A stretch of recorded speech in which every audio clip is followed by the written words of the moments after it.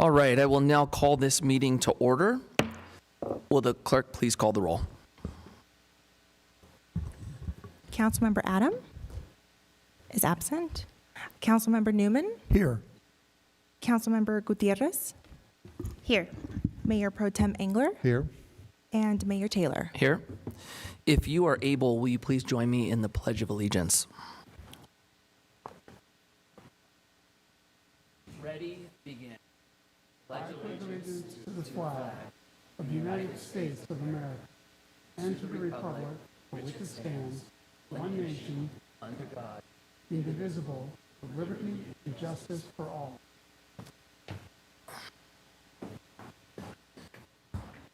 All right, next up is our special presentation, so give me 1 second.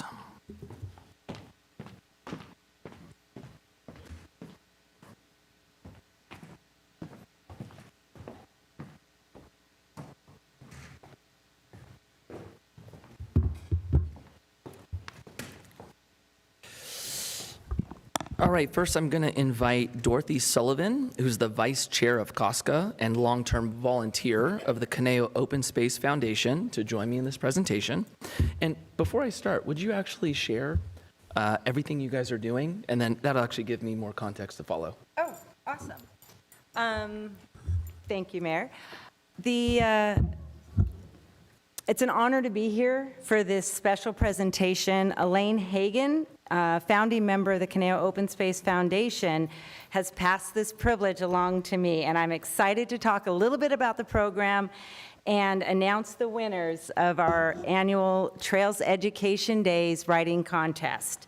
So this past April marked 35 years of COSCA supporting Trails Education Days. Supported by funding from the Conejo Open Space Foundation, who also helps manage the program, this program has welcomed over 45,000 CVUSD students over its history. Students begin their day with a guided nature hike into Wildwood Canyon. Once there, the participants rotate through 3 very interactive workshops, including native animals, park rangers, and the essential trail safety and etiquette. This year, 1,000 fourth graders attended alongside their teachers and parent chaperones. A program of this scale really takes a village, and we're incredibly grateful to the 65 volunteers who made it possible, along with animal actors from Hollywood, park rangers from COSCA, MRCA, and the National Park Service, and we had equestrians from Ride On Therapeutic Horsemanship and Stepping Stones riding program. Early on, we created the writing contest, and I believe Mayor Fox is here and was part of the inception of this writing contest. There were 2 clear goals. First, we wanted to discover what the students learned and what they valued most. Secondly, we wanted to be able to provide our hardworking volunteers and staff with some meaningful feedback. So under Sherry Likens' leadership, the evaluation process is very thorough. First, a dedicated team of volunteers reads every single letter submitted, selecting the top 10% from each school. Then, a small panel of volunteers reviews the finalists to select the 5 winning letters, focusing on how the students related their trip with us into Wildwood Canyon with what they've been learning in science in school all year. Did you want to say a few words before I introduce our... I'm going to, but after. Okay, fabulous. Then the 5 grand prize winners and their teachers receive a cash prize, along with additional winners recognized at each school. Tonight, we are here to celebrate those exceptional voices. So in no particular order, our 2026 grand prize winners are Tamjid Ahmed from Westlake Hills Elementary, whose teacher is Sandra Rowlett. I think we have that. If you'll come up, Tamjid, please.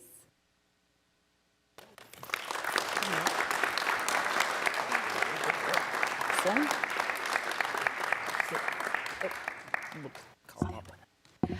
Isla Fox Hudak from Wildwood Elementary, whose teacher is Jennifer Bouchard.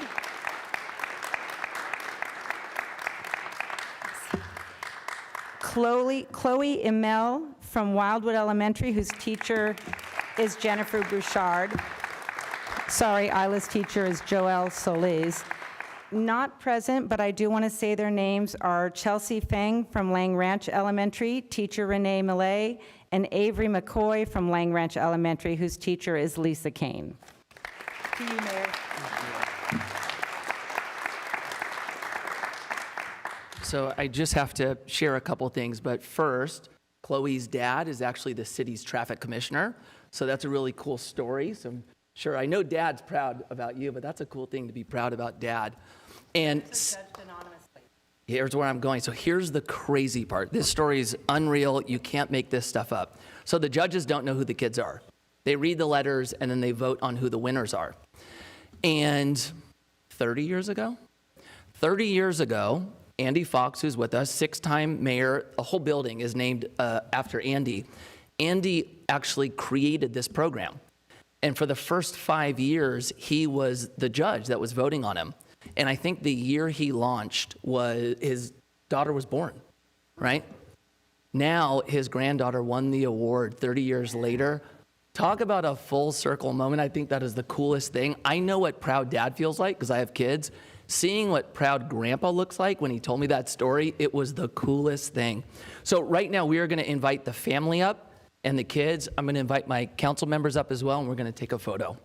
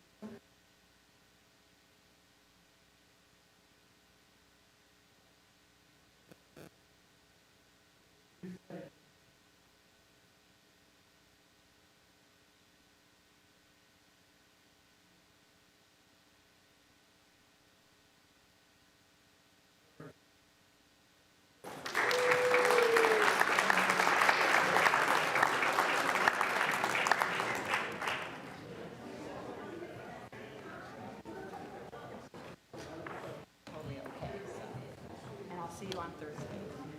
Congratulations. Good job. It's hard to carry it with that.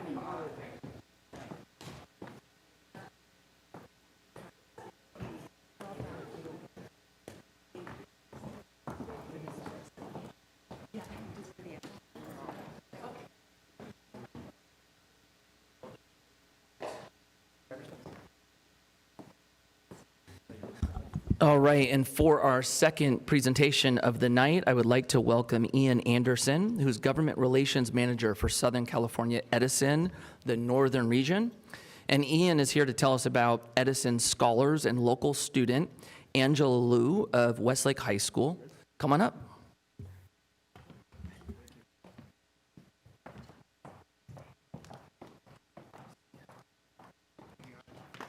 We're going for sushi.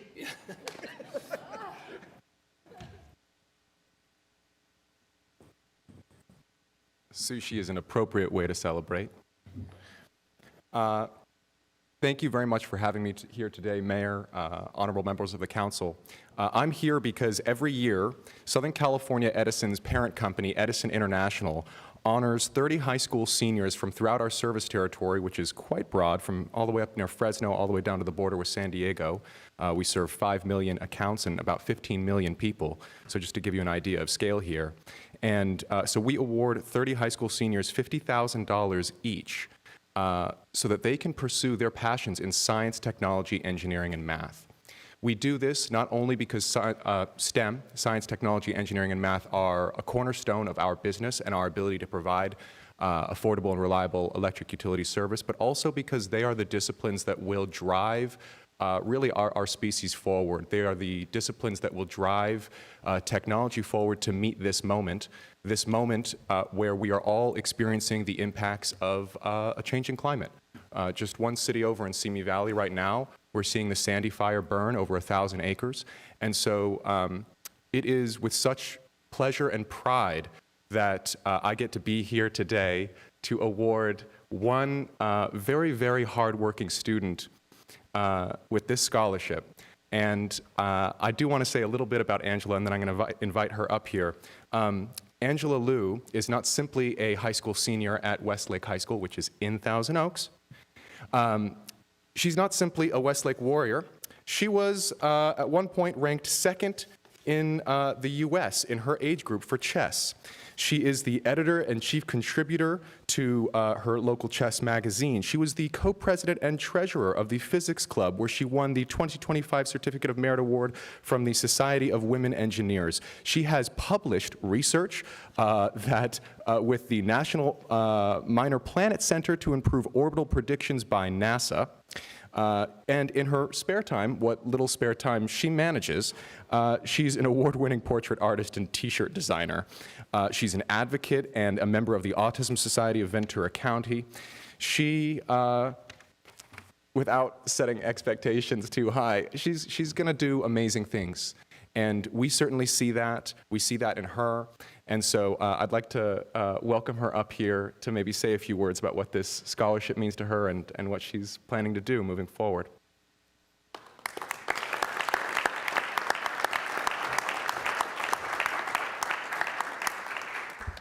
Wow, thank you so much, Ian, for that introduction. Thank you so much to Edison International for this generous scholarship.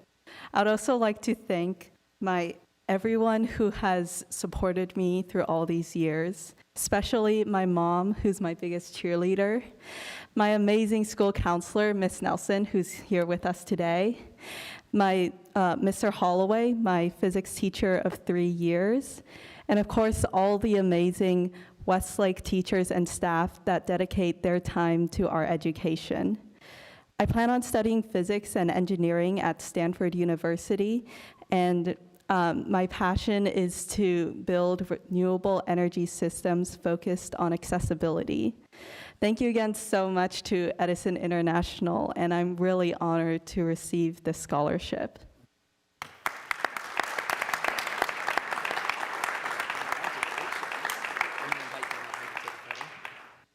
All right, what a rock star. Holy cow.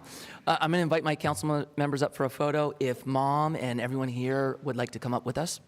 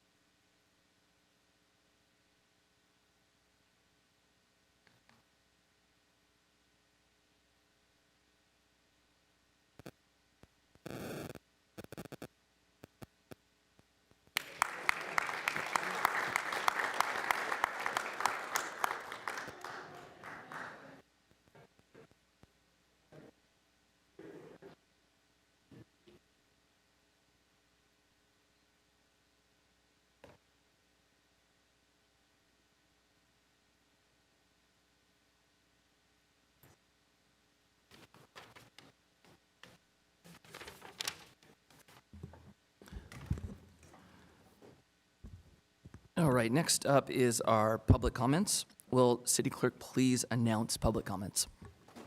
This is the time and place for public comments. Speakers are requested to state their name and community of residence for the record.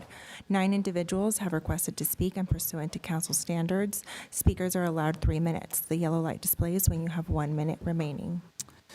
And we are going to start tonight with Andy Van Sciver. Mayor, members of council, thank you for joining, or allowing me to come and present tonight. I wanted to talk a little bit about, that's up on their screens, the Rancho Reduction Fuel, the fuel project that's coming. Sorry, I'm a little tired right now, so if I stumble on a word as I just did, my apologies, okay. What I do is I like to work through this quickly because I know your time is valuable. So one of the things I want to do is I want to point out our mission and our vision. I think it's important to realize our mission is also to anticipate, and that means to plan for the future. In our vision statement, I want to pull out that we want to work through a team effort, meaning we want to coordinate and collaborate with members and other agencies in our county. Let's talk a little bit about our fuel reduction project we have proposed for Rancho. My next slide will share the map about it. But basically, we're working in a partnership with Mountain Recreation and Conservation Authority, MRCA, to improve wildland resilience in the wildland-urban interfaces, also called the WUI. The goal is to create strategic fuel reduction zones that help slow wildfires, protect homes, and improve wildfire safety, meaning we're going to go in and widen some roads, some trails, so we have better access and limit the amount of spread. The current project that is being done is 34.8 acres and MRCA-owned land near Rolling Oaks and Thousand Oaks. So let's take a look at that map. So I know it's a little small, but basically at the bottom of the 23 freeway on the hillsides by the 101 freeway, you can see where the project is going to be. So South Little 1 and near to 23. The local roads in the neighborhood is Rimrock, Colt, Sundown, and Saddle Trails. So give you an idea of where this project is. The project is designed not to be like a clear-cutting operation. We're going to be using the lightest practical touch in the environment. Our footprint is important. We want to be sensitive. We are going to use targeted treatment areas, and we're going to use the right equipment. We are not going to do a broad vegetation removal.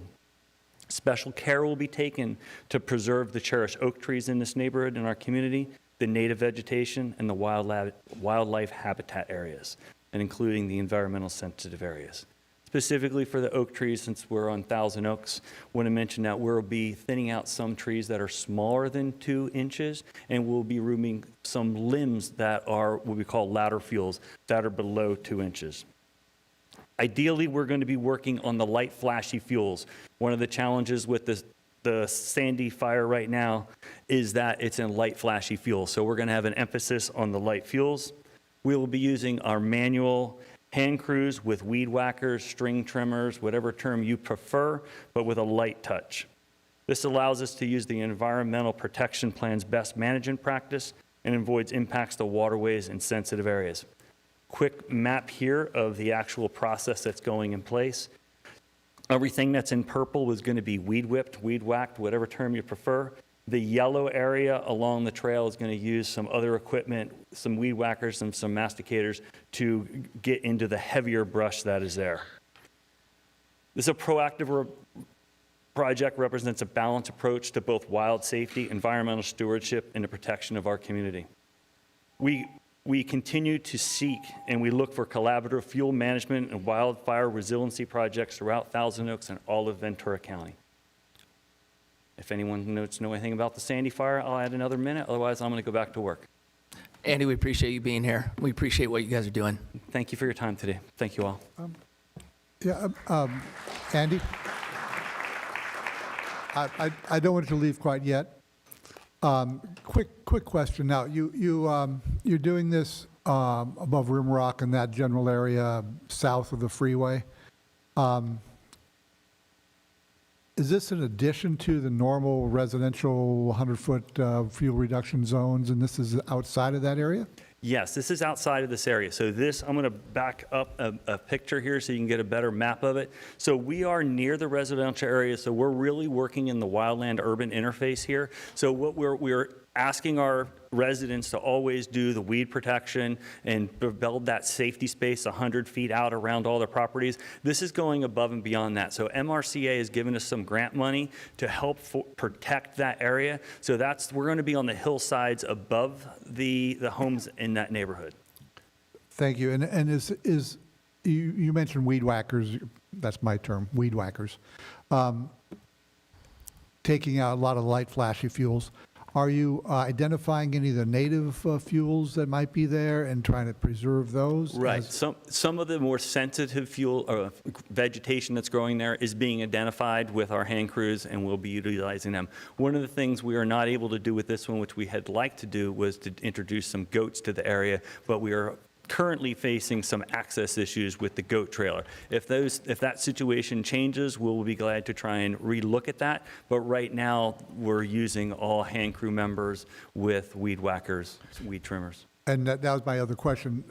What is the advantage or disadvantage as opposed to the manual removal, as opposed to goats, sheep, that sort of animal control? Well, there's two advantages and disadvantages of everything, correct? So one of the things we have with the weed whackers that most of the time we still leave the fuel there, but it's below 3 inches. The advantage with goats, they consume it, right? So that vegetation is turned into fertilizer, lack of a better term, but we still have to keep the upkeep on it. This is not going to be done in a couple weeks. This will be visible from the freeway for some time as we manage the right time and environments, because we don't want to be doing this in a hot, dry day and causing any type of issue. So you'll see us working pretty meticulously and carefully at the right time with the right temperatures with the right crews.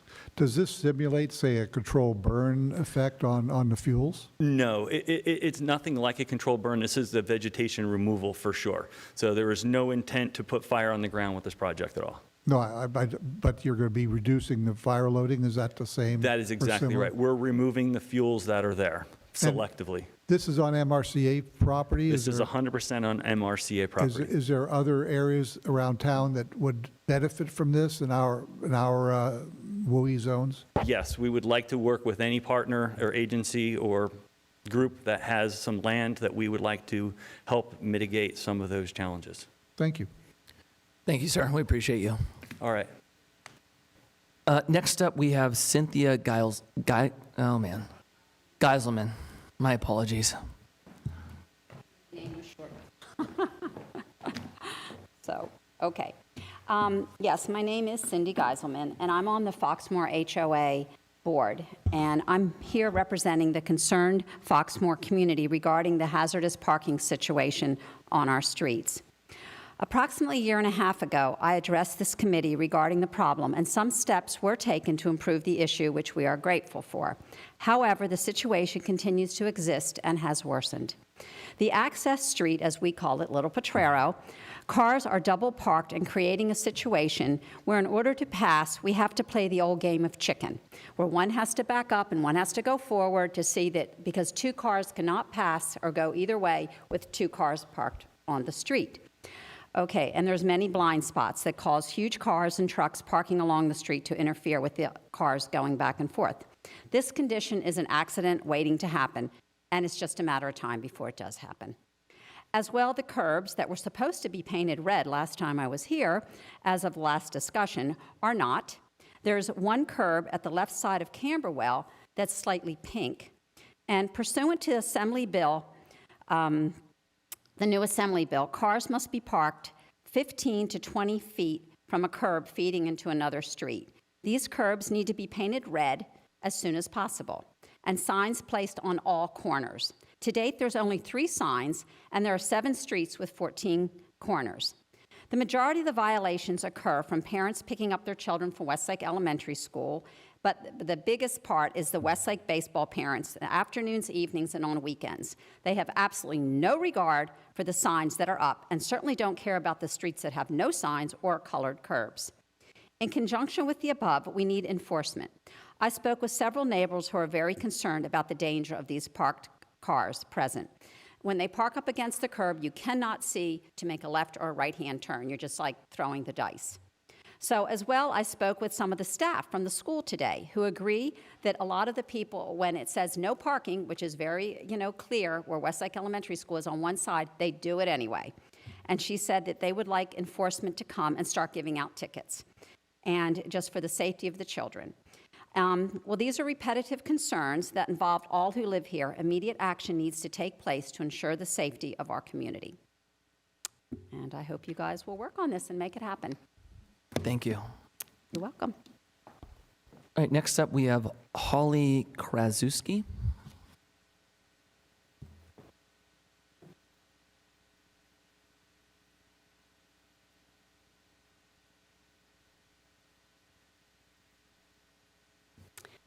Good evening, Mayor, council members, and staff. My name is Holly Kraszewski.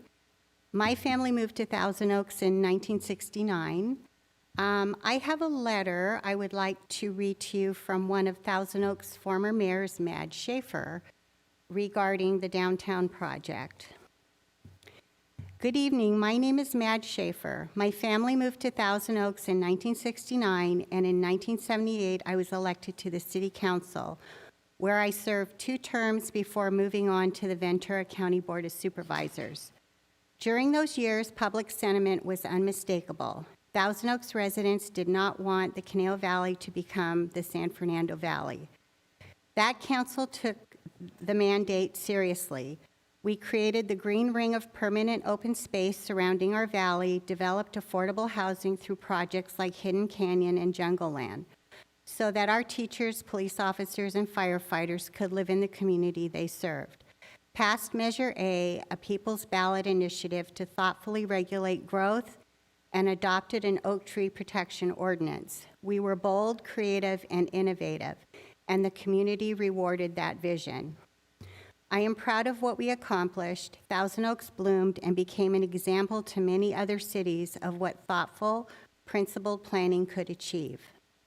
I come before you today because longtime Thousand Oaks friends have shared deep concerns about the proposed downtown project. The renderings featuring California modern design look far more like Ventura Boulevard than the Conejo Valley. We have long work to protect. I urge this council to be equally resolute, revise the plans, lower the building heights, rethink the design. There is nothing wrong with embracing contemporary architecture, but it needs to respect the character and charm that have defined this community for decades. Envision your legacy 10 years from now by imagining Thousand Oaks Boulevard. Will it be unique and inviting, or will it just be another San Fernando Valley? I speak today on behalf of the council members of that era. I am the last one still standing, and I can tell you we did not do all that work to watch it be undone. Thank you. Yes. I was at the 5-hour meeting last night, and I just wanted to commend Commissioner Ferris for listening to the concerns of the citizens and trying to abide by the current height restrictions, and his thoughtfulness regarding the Jungle Land artifacts. Thank you. Thanks, Ollie. Next up, we have William Maple.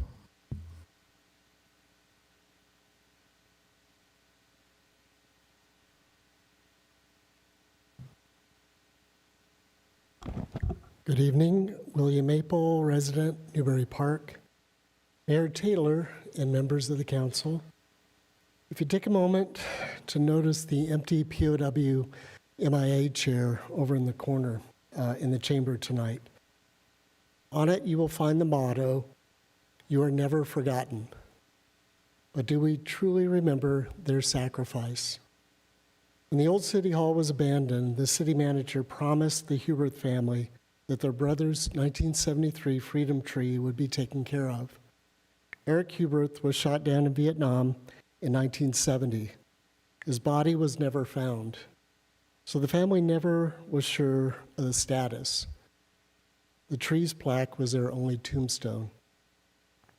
Sadly, that tree died, but the wood was used in a memorial sculpture that stands in the center of the Civic Arts Plaza out front today, dedicated in 2001. Last week, I received a text from Suzanne Huberth, and after 56 years of unknown, hoping, and waiting, they found the dog tags of their brother Eric in Cambodia. I attended the transfer of these tags from the government to the family last week in Las Vegas. Before I left, Suzanne mentioned that they had heard the memorial had not been maintained and may be damaged. I offered to visit the site and found that the center branch and another one in the back had been missing. There's a POW MIA flag above it, but it's stuck in a tree and torn. I do hope the Huberth family will no longer feel like an afterthought by the city of Thousand Oaks. Their brother's sculpture must be repaired, and someone should be assigned to maintain it. When you discuss the plans for the expansion of this site, please be cautious regarding the sacred sculpture, that we might truly say to the Hubert family, you are never forgotten.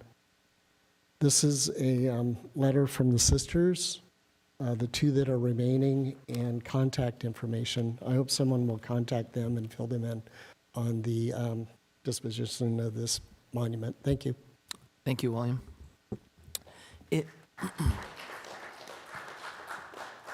Is Heather Hamilton in the... Okay, we'll go with Heather Hamilton next.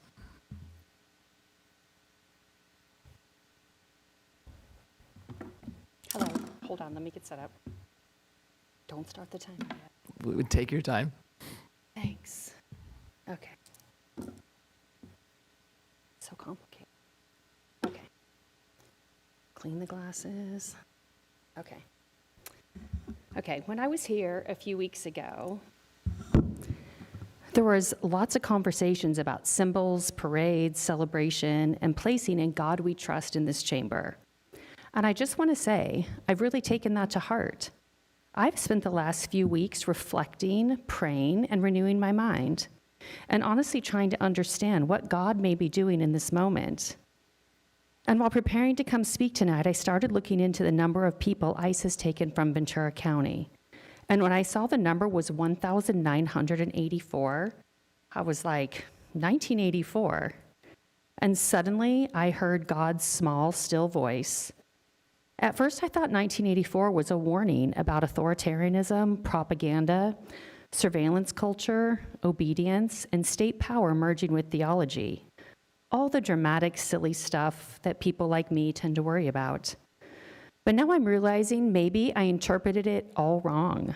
Maybe it wasn't a warning. Maybe it was confirmation.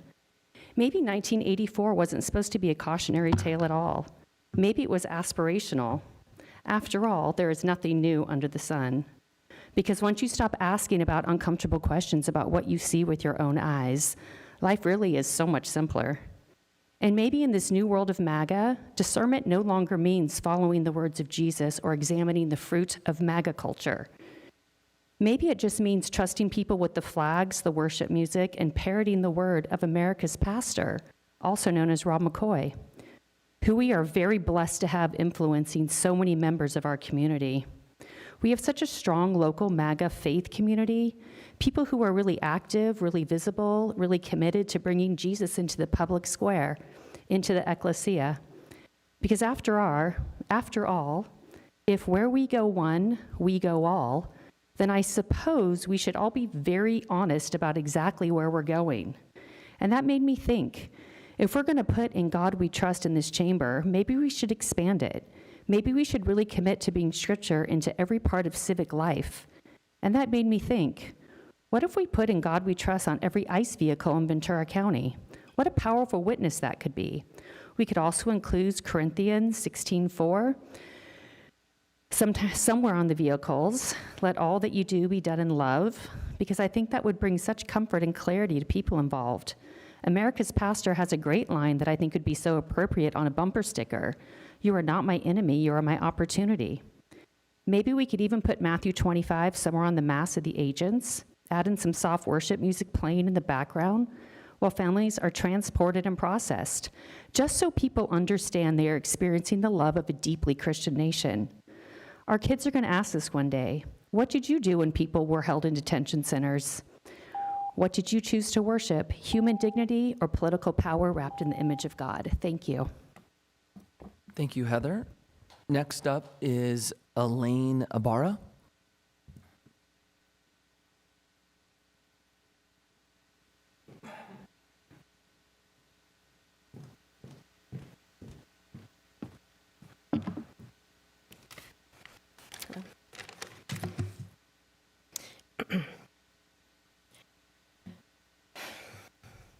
Good evening. My name is Elaine Ibarra, and I'm with Diversity Collective Ventura County. I want to thank the City Council for hearing me today and for listening. I'm here to ask you to raise the pride flag. In the current state of this country, in this current state of confusion and fear and oppression. And in the cases of some people, in a state of cowardice. I want to see the city of Thousand Oaks demonstrate support for their entire constituency. Please, raise the pride flag. Thank you. Thank you, Elaine. Next up is Rain Richard Davis.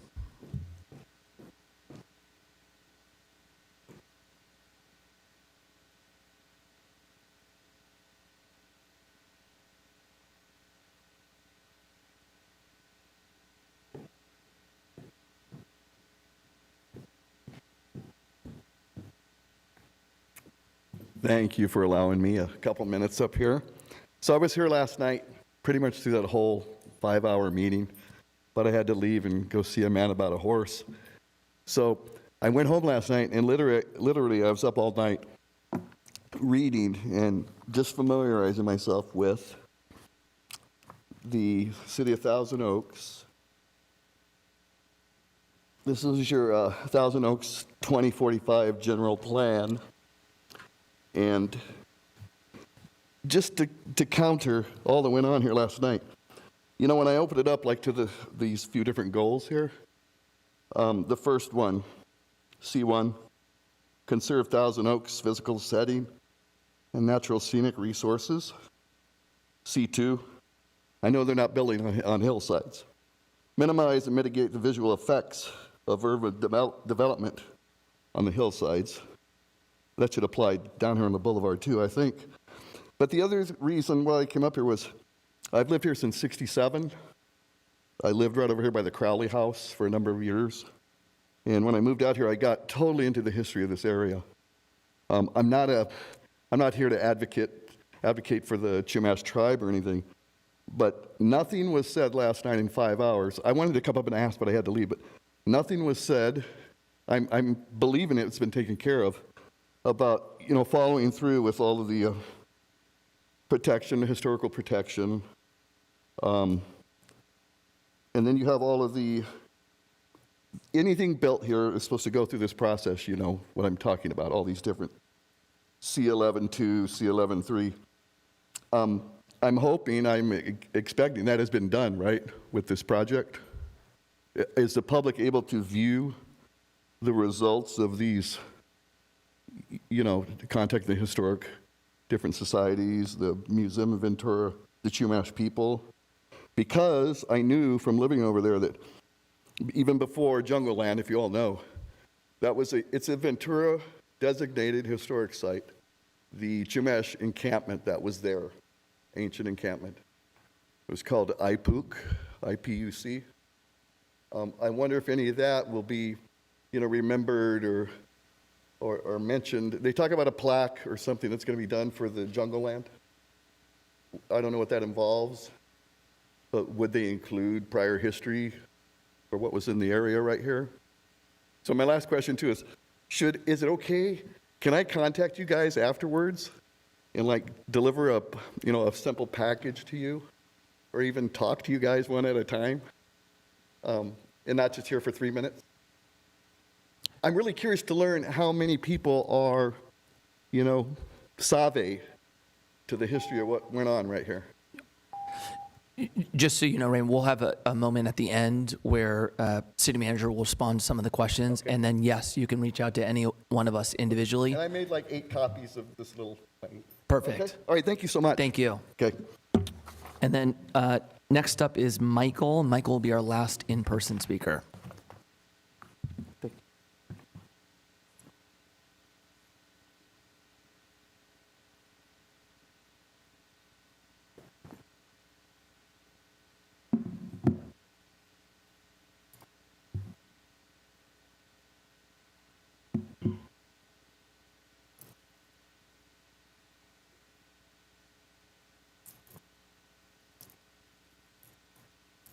Just want to make sure I get this right first.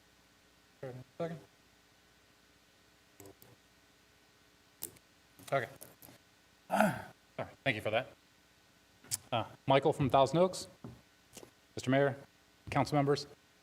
So I'm going to try to read this as fast as I can, but first, I just want to say that I second the In God We Trust statement from earlier. We should definitely get it up. I also second getting In God We Trust on all the ICE cars. That's a great idea. And the Corinthians quote with regards to something about love, I think it is showing love for Americans, getting rid of people who shouldn't be here. So only 1984 were removed. Not enough, barely scratching the surface. So that being said, I'm going to be reading SB 1138 because from a few weeks back, Mr. Newman shared with me that that was something that Jackie Irwin thought was a good idea. So without further ado, I'm going to try my best to get through this. Existing law vests the Public Utilities Commission with the regulatory authority over public utilities, including electrical corporations, requires the commission to establish resource adequacy requirements for all load-serving entities, electrical corporations, electrical service companies, providers, or community choice aggregators. Be subject to the same requirements for resource adequacy, the Renewables Portfolio Standard Program, and the Integrated Resource Planning Process that apply to electrical corporations. The bill would require, this bill, SB 1138, would require the commission to authorize, not permit, a load-serving entity to demonstrate compliance by selling to or otherwise making transactions with another load-serving entity to meet not more than 25% of its compliance obligations with contracts that are a short-term, not long-term duration. The bill would authorize the commission to suspend or adjust the authority of a load-serving entity to sell to or otherwise make transactions with another load-serving entity as specified. Under existing law, a violation of the Public Utilities Act or any order, decision, rule, direction, demand, or requirement of the commission is a crime. So this bill would make those violations a crime. This bill would impose a state-mandated local program. So I could continue reading, but I would blow through 50 seconds. And so this is what we call overregulation. So anyone supporting this bill is making the current problem in California worse. It is not allowing for competition to get us better, lower cost energy. It is cementing the problem that we currently have, and it's going to punish by crime anyone who does not follow the mandates for solar, renewable, green nonsense that we're trying to get rid of in the first place. So I don't recommend anybody support this, but I believe they just had a meeting on May 14th. I don't know what the results are. It may get second amended or it may get finalized. Either way, it's a bad idea. If you guys want to improve this state, stop endorsing things like this. All right, and last up, thank you for being patient. We have on Zoom Spencer Ritchie. Mr. Ritchie is not on. Oh, I guess he lost his patience. All right, does City Manager have any follow-ups for public comments? Just quickly that on the Foxmore parking issue, Chief of Police Paris and our Public Works leadership already spoke with resident out there, and we'll be able to address some of the enforcement concerns that she articulated out there. As it relates to the Huberth Memorial, Cultural Affairs Director Sarah will catch Mr. Maple in the lobby. That sculpture unfortunately was vandalized, but Mr. Serrett's already working on the flag-related component of that that we were already aware of. And that's it. Thank you, Mr. Powers. Next is consent calendar. Does anyone have any questions, have anything to pull, or any discussion? No, would somebody like to move consent calendar? Sure. I'd love to move the consent calendar, all items. Thank you, Mr. Engler. We have a motion. Will City Clerk call the vote?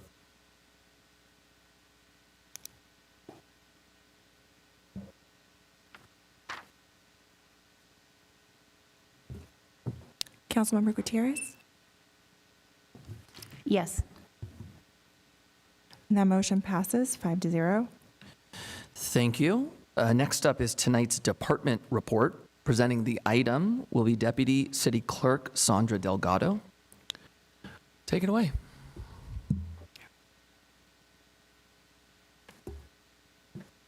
Okay. Good evening, Mayor and council members. Tonight we'll be discussing the city's upcoming municipal election. The city's general municipal election will be held on November 3rd, 2026, where 3 council members representing Districts 1, 2, and 3 will be elected to 4-year terms. This will be the city's second district-based election.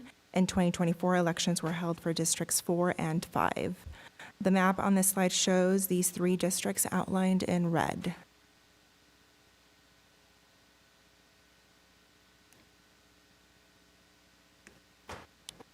As required by the Elections Code, staff has prepared 3 resolutions for your consideration tonight. First, a resolution calling the election to elect 3 council members, with 1 council member elected from each of Districts 1, 2, and 3.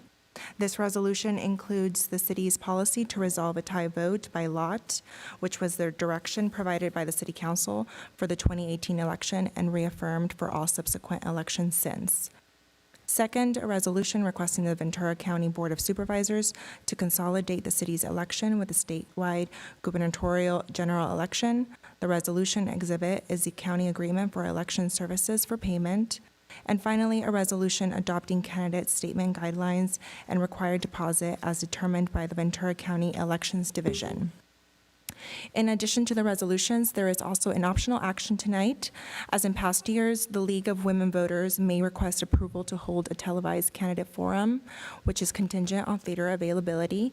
The Cultural and Community Services Department and Thousand Oaks Television will coordinate the event with the League should the request be made and approved tonight. Earlier this year, City Council approved a similar action for the League to host a forum for the June primary election. The first day, candidates were allowed to begin fundraising was 6 months prior to the election, which was May 3rd. Candidates are required to submit a Form 501, also known as the Candidate Intention Statement, prior to receiving or expending any funds. These and all required state forms are posted on the city's website within 72 hours of receipt. Contributions are limited to $800 per the city's adopted campaign contribution limit, which this council adopted October 2025. The candidate nomination period, when those interested in running for office can receive paperwork for their candidacy, will begin on July 13th and conclude on August 7th. Election information is available on the city's website and will be updated as we get closer to the nomination period and the election date. Currently, information can be found related to voter registration, vote center locations, and ballot drop-off locations, as well as campaign disclosures filed by candidates. As we experienced in the last 3 elections and in the current primary election, the California Voters' Choice Act modernized elections in California by allowing counties to conduct elections under a model which provides greater flexibility and convenience for voters. As we are now used to, this model gives voters greater flexibility in how, when, and where to cast their ballots by mailing every voter a ballot, expanding in-person early voting, and allowing voters to cast a ballot at any vote center in Ventura County. For the November election, vote-by-mail ballots will be mailed by the County Elections Division starting October 5th. Ballot drop boxes will be accessible from October 5th through Election Day, November 3rd. Vote centers will be available from October 24th through November 2nd from 9 a.m. to 5 p.m., and on Election Day from 7 a.m. to 8 p.m. Voters can choose to vote in person at any vote center in Ventura County. It does not have to be where they live, as long as it's in the county. 11 vote centers will be open countywide on October 24th, and all 53 vote centers will open countywide starting November 2nd.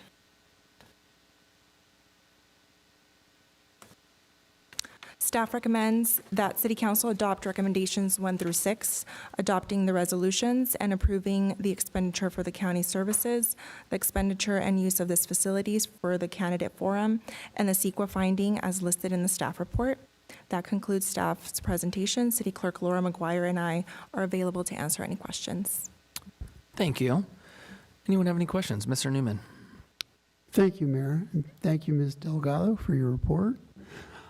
I noticed that there is a minor difference in the fees for the candidate statements. It's $1,800 for Districts 1 and 3 and $1,700 for District 2. Where does that offset come from?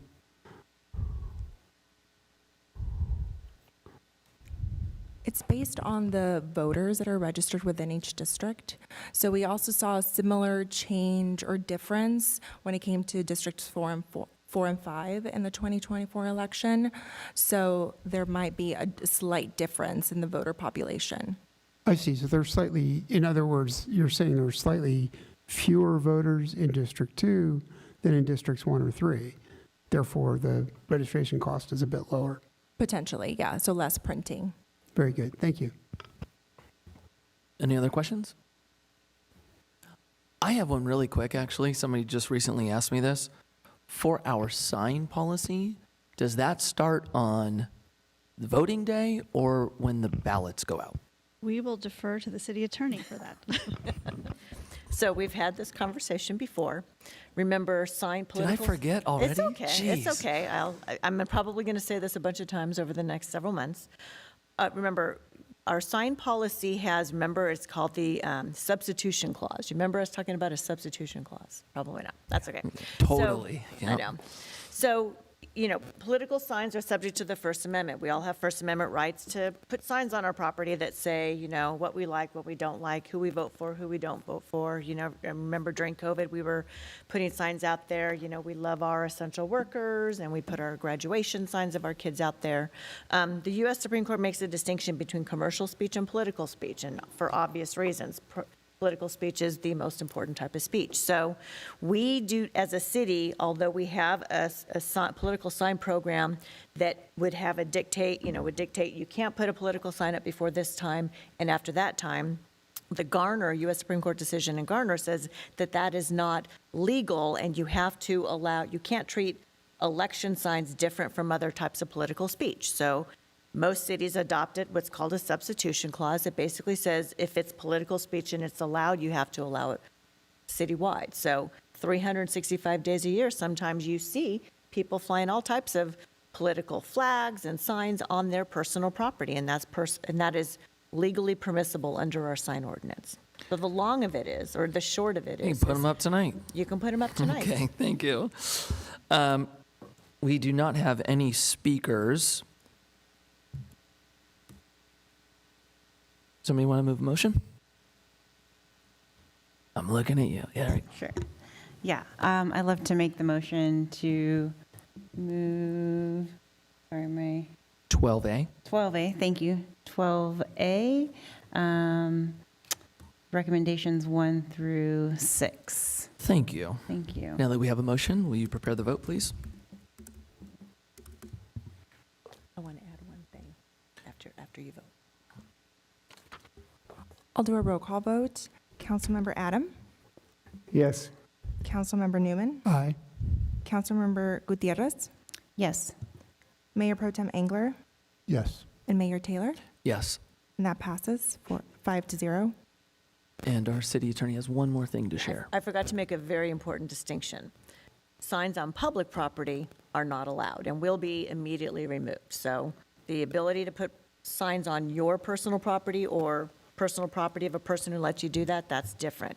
No political signs can go on public property, otherwise they'll be immediately removed. Okay, so on commercial properties, is it 45 days from vote day or ballot day? Again, commercial properties, you have to get the property owner's permission to do so. What about city property? You cannot put anything on city property. That's public property. If you put anything on city property, whether it's a real estate sign or a mattress sale sign or a vote for so-and-so sign, it will be immediately removed. Awesome. Thank you. All right, next up is our council member report on a recent League of California Cities Leaders Summit. And I'm going to call on Councilmember Newman to tell us about the event. Thank you, Mayor. You and I, along with our legislative affairs boss, Mina Leyva, spent a very busy couple of days in Sacramento. I'll try to be brief, considering how many meetings we packed into those days. On the first day, we had, I think, 6 meetings with different, let me see, 1, 2, 3, 4, 5, 6 meetings in one day on different legislative fronts. We met with our elected assembly member, Jackie Irwin, regarding bills on solar tax, missing middle townhomes, some news on that, potentially a bill that would potentially allow production of more condos here, so more paths to ownership and equity here, and power sharing between Clean Power Alliance members. We also shared Cal City's legislative priorities. We next had a very interesting pair of meetings, one with the State Insurance Commissioner's Office and another with CAL FIRE. And both of these are around the more than 100 complaints, issues of concern we've heard from residents saying, we are being priced out of our fire insurance. We are either losing it or the premiums are going through the roof. What are you going to do? It was a real study in contrast with these two meetings. The insurance commissioner's office essentially said the insurance companies can do whatever they want. And this is a direct quote from that meeting. We don't regulate underwriting. We regulate rates. So I'm not sure we got much traction in that meeting. However, there was, I think, some positive news in the meeting with CAL FIRE. There's been a lot of concern locally over the Zone 0 regulations, which initially were a sort of one-size-fits-all approach statewide and did not allow any vegetation within 5 feet of any structure in a high-severity zone. The most recent revision of those regulations came out the week before our visit, and they are more sane, is my personal characterization, in that they do recognize that some vegetation can be helpful. It's not, vegetation is not always the problem. In fact, sometimes it can be beneficial, and that there should be some recognition of regional variation. That something that makes sense in downtown Los Angeles or San Francisco might not make sense here or in Eureka or in the Eastern Sierras or something like that. So I was encouraged to see some movement on that, and I hope that will provide local fire forces, including ours, with some guidance they can actually enforce. We also had a good meeting with our Assemblymember Steve Bennett. Speaking of fire prevention, Assemblymember Bennett has bills that require water companies, including this city, to harden their water infrastructure, something we are already doing, and we've been working with the Assemblymember on that topic. We met also with the legislative director for our elected state senator, Henry Stern, and we discussed the city's priorities, including the downtown project, which has been topic of discussion past couple of nights here, and also our Thrive Grove Navigation Center for temporary homeless shelter. Finally, we had a meeting with Assemblymember Isaac Bryan, with a representative, to thank him for amendments to AB 1349. And this is a consumer protection bill that protects you residents against scalpers who are buying up lots of tickets and then reselling them at exorbitant rates and falsely using the names of venues, putting up websites saying like tocavalitheater.com, or I just made that up, but they misrepresent who they are, and it can be a very bad situation for the buyer where they show up thinking they've bought a valid ticket and find out it's not really something they can use to get in. So there is a new bill that prevents that sort of misrepresentation, and we wanted to thank the senator, the assembly member, and also make sure that in addition to using likenesses of venues, that's names themselves. So someone can't call themselves Cavally.com or something like that to misrepresent ticket sales. So all of that was in one 6-hour stretch. It was one meeting. The next day was the Cal City's annual City Leaders Summit. This is representatives from the 483 cities around the state. There were a number of breakout sessions we attended on securing our water supply, on dealing with misinformation in government, which is a problem as it is in other aspects of modern life, And also several sessions on the budget and uncertainty around funding sources. And there are uncertainty around that. Their estimates vary as to the severity of a deficit for the state budget or possibly a small surplus. We need, it's another reminder why we are all very fortunate to have our house in order here. And we do a lot of financial planning and have well-funded reserves in our budgets. The state picture in Sacramento is nowhere near as clear or as robust. Finally, there was a gubernatorial debate. 3 of the 9 candidates who are running for governor accepted Cal City's invite. These were Tony Thurmond, Antonio Villaraigosa, and Javier Becerra. And each answered a number of questions for about 20 minutes each, so that was interesting to hear. It was a pretty eventful couple of days. I came away knowing a lot more about what kind of financial shape the state is in, and I was also very glad to meet with our electeds. It's good to have those relationships because I mentioned briefly the Thrive Grove Navigation Center. The biggest funding piece of that by far is the state.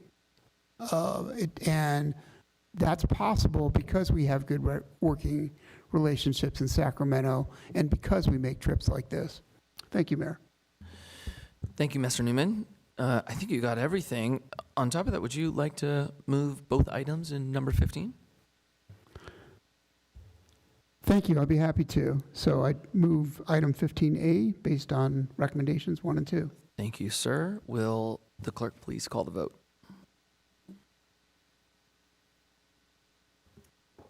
Councilmember Adam? Yes. Councilmember Newman? Aye. Councilmember Gutierrez? Yes. Mayor Pro Tem Engler? Yes. And Mayor Taylor? Yes. And that motion passes. Thank you. Next up is city manager announcements. Mr. Powers. Hey, thank you, Mayor Taylor. On the 9th of June will be our next meeting. We currently have 3 public hearings, lighting and landscape, an urban water management plan item, and a required Assembly Bill 2561 vacant position status public hearing. We also have a department report that's required via SB 707 on disruption of telephonic or internet service.